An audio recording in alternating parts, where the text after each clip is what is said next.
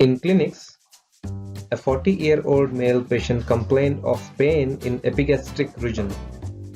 Pain was continuous in nature and increased immediately after having food.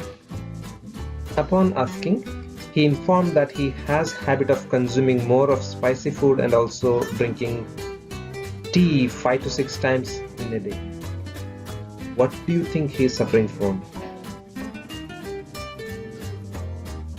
In this session, let us look at gross anatomy of stomach. The learning objectives of today's session are mentioning the location and external features of stomach, describing the structure and internal features, explaining the relations of stomach, describing neurovascular supply to stomach, and enumerating related applied anatomical aspects. Stomach is located in the upper left part of the abdomen, occupying left hypochondriac, epigastric, and umbilical region. This picture shows stomach alone, and you can also observe transpyloric plane which is passing through the pyloric part of the stomach. This is how it is present in this location.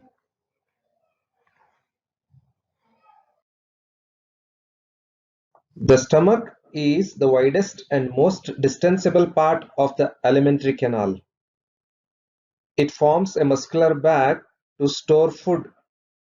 It also helps in mixing the food. It controls the rate of delivery of the mixed food, that is chyme, into the small intestine.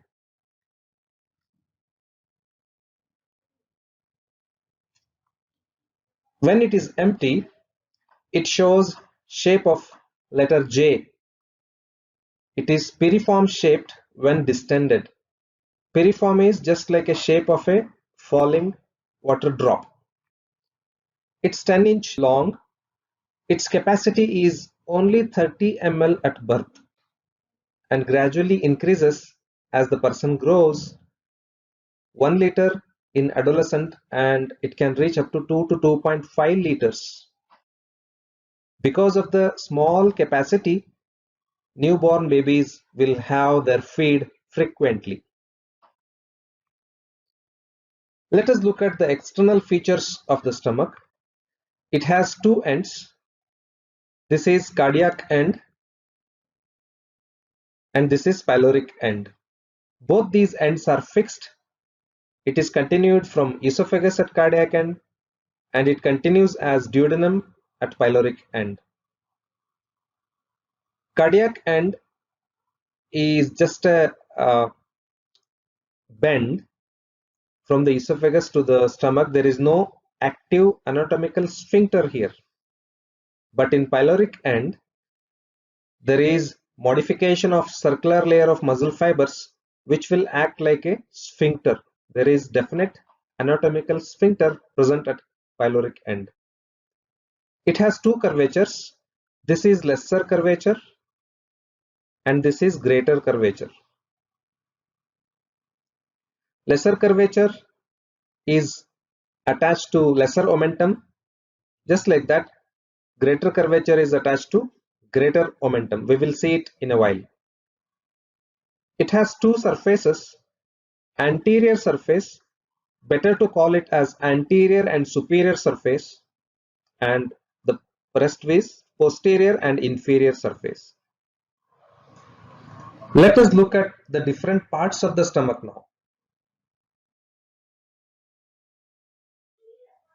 After the cardiac orifice, immediately around it, it is cardiac part of the stomach. Just above the level of cardiac orifice, the dome-shaped extension of stomach above is fundus of the stomach. The major part of the stomach is body of the stomach and distally it is pylorus.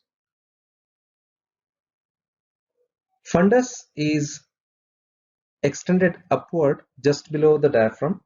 Usually it is filled with gas. The gas can be detected in X-rays also. The fundus is, the body is major part of the stomach. At the junction of the cardiac notch and fundus, we find this angle. This is cardiac angle or cardiac notch. At the junction of body and pylorus, there is one more notch. We call it angular notch. Pylorus has two parts. The one is pyloric antrum and the distal one is pyloric canal. At the distal part of the pyloric canal, we find circular muscle fibers thickened to form pyloric sphincter. The meaning of pylorus in Greek is gatekeeper. It watches the chyme within the stomach and releases it in controlled manner into the first part of duodenum as the demand arises. This picture shows how the stomach is made up of musculature, how the muscles are arranged in different layers. Outermost layer of musculature is longitudinally arranged fibers, middle fibers are circular, and inner fibers are obliquely arranged. You can observe the innermost part of the mucosa here, which is rugus. The circular muscle fibers around the pyloric orifice are thickened to form pyloric sphincter. Inside of the stomach shows many folds of mucosa called gastric folds. They are also known as rugae. They are irregular in other parts of the stomach except along the lesser curvature where they are longitudinally arranged. We call them gastric canal. Gastric canals are evidently seen during swallowing. Whenever liquid material enters the stomach, they will follow and hold the wall of the stomach along the gastric canal and reach the distal part of the stomach quickly. This is after removal of anterior abdominal wall. Stomach is covered with peritoneum all over, except along lesser curvature and greater curvature, where it is having intervening blood vessels supplying the stomach.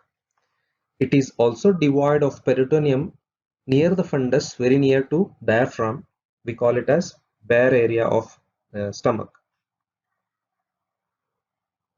The lesser curvature is attaching lesser omentum, which is coming from liver. Greater omentum is suspended from the lower two-thirds of the greater curvature, hanging freely in the peritoneal cavity, attaching onto the transverse colon. Gastrosplenic ligament is between stomach and spleen. Gastrophrenic ligament is between stomach and diaphragm. These are folds of peritoneum. Left lobe of the liver is actually covering on the upper part of the stomach, having gastric impression. The pylorus is related anteriorly to the quadrate lobe of the liver. Fundus on the left side is related to diaphragm and rib cage. The left lower part of the body of the stomach is directly related to the posterior surface of the anterior abdominal wall. This picture shows posterior relations of the stomach. Here, stomach has been partly removed. These are the posteriorly related structures. We can see spleen here, splenic artery, pancreas. This is the lower part of the left kidney. Here, upper part is here, and this is suprarenal gland of the left side. And here, the musculatures of diaphragm. All these are posterior relations of stomach. So I can add a watermark of stomach here. Relations are shown here. This is related to spleen, and here it is pancreas. Here it is the upper part of the left kidney, left suprarenal gland, diaphragm. And here green colored area is related to the transverse colon and transverse mesocolon. The posterior structures are separated from the stomach by lesser sac, that is also known as omental bursa. It acts as a pouch of a fluid which prevents the friction caused by the stomach during its movement. Because stomach is dynamic, wall is contracting, it is uh, squeezing the contents, so friction is prevented by omental bursa. Let us look at these relations again in the next picture.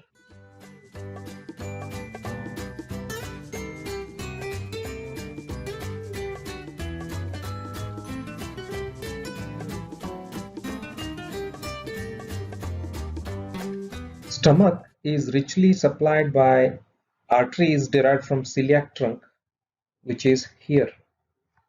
In this picture, lesser omentum has been removed to show the bare area of the stomach along the lesser curvature, which is location for left gastric artery and right gastric artery. In the same ways, greater omentum has been cut near the greater curvature to show the right gastroepiploic artery and left gastroepiploic arteries. These are the chief arteries supplying the stomach. Let us look at the branches, how they are derived from celiac trunk.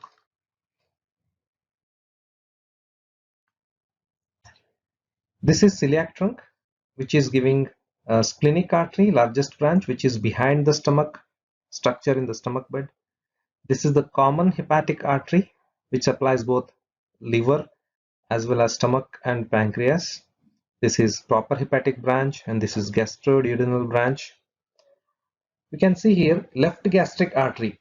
This is direct branch of celiac trunk, which supplies and lies in the lesser curvature in the upper part. Right gastric artery is also in lesser curvature on the right side. It is branch of proper hepatic artery. Right gastroepiploic artery is branch of gastroduodenal artery. Left gastroepiploic artery is branch of splenic artery. Short gastric arteries are also branch of splenic arteries.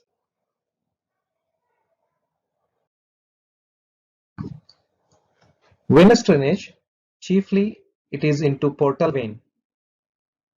Portal vein is formed by joining of splenic vein and superior mesenteric vein. Left gastric vein and right gastric veins are directly draining into portal vein.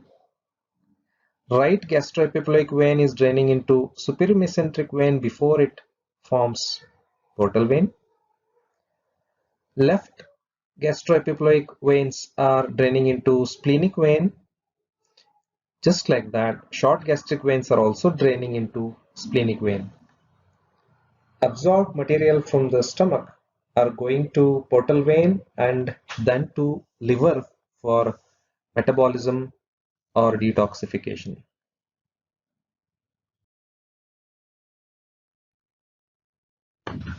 In this picture, stomach has been divided into different areas by letter A, B, C and D. So these areas are draining differently into different group of lymph nodes, which finally drain into celiac group of lymph nodes.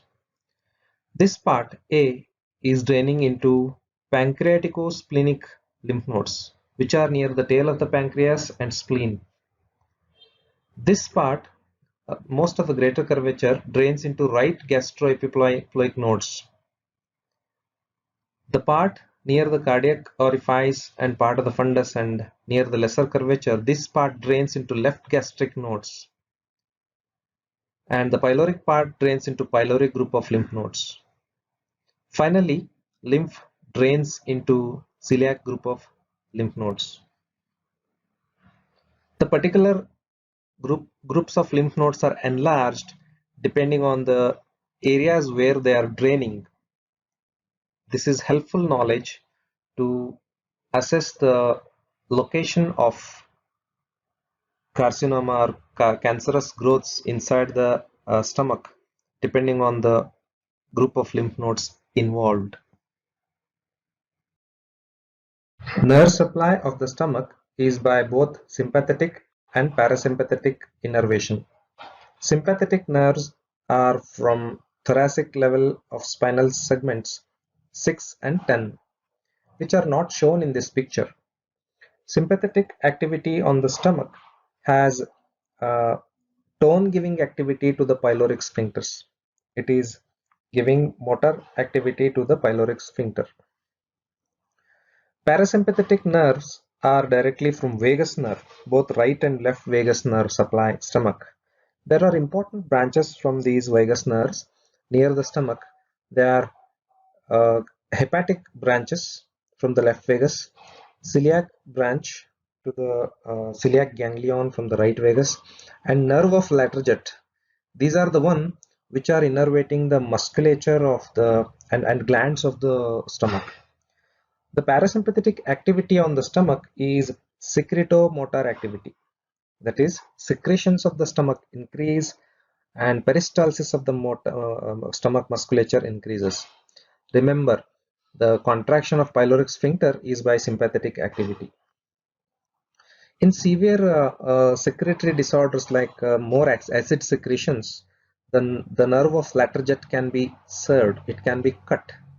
This is also known as vagotomy. There are different levels of vagotomies depending on the severity of the disease. Luminal surface of the stomach can be visualized by a tube with a camera that is known as endoscopy. This can detect abnormalities of mucosa. You can see here these are the findings of endoscopy. One is normal. This is normal rugae, and we can also observe pyloric sphincter here, which is in contraction. And this mucosa is showing some loss of epithelium and the formation of some debris. So this is gastric ulcer. Injury to the epithelium of the inner lining of stomach or duodenum, we call it as peptic ulcer. In gastric ulcers, pain is felt immediately after having food because of the irritation of these injured areas. In duodenal ulcers, pain is felt after the chyme enters the first part or second part of the duodenum, that is after 30 to 40 minutes of food.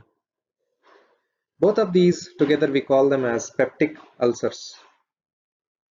The common reasons for peptic ulcers are commonly used painkillers, non-steroid anti-inflammatory drugs.